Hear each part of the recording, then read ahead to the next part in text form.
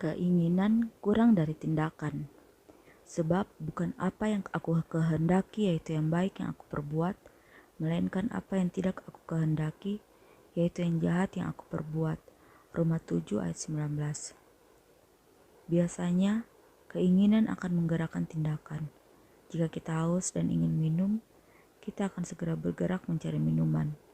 Adalah aneh jika kita haus, tapi justru berolahraga dan makin haus.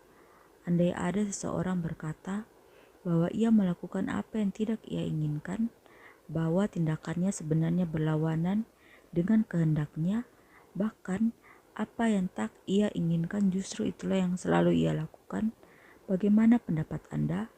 Apakah orang ini berkepribadian ganda?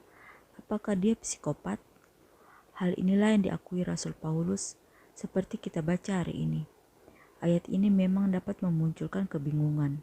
Tentu saja, ayat ini bukan menunjukkan bahwa Paulus punya kepribadian ganda, tapi Paulus menunjukkan dan menggambarkan bagaimana dosa menguasai hidup manusia, termasuk diri Paulus di masa lalu. Kuasa dosa dalam diri manusia bahkan lebih kuat dari keinginan manusia sendiri. Maka, meski kita tahu kebenaran, dosa dapat membuat kita melakukan yang salah. Dosa ini mengendalikan seseorang seperti yang bisa kita lihat pada mereka yang terlibat kecanduan. Ia tahu minuman keras atau narkoba itu buruk dan bahaya, tapi ia tetap saja mengkonsumsinya. Demikian pula ketika dosa berkuasa atas diri manusia. Nah, jika dosa begitu kuatnya, bagaimana Paulus atau diri kita bisa menang atas keinginan dosa itu? Bukan dengan kekuatan kita.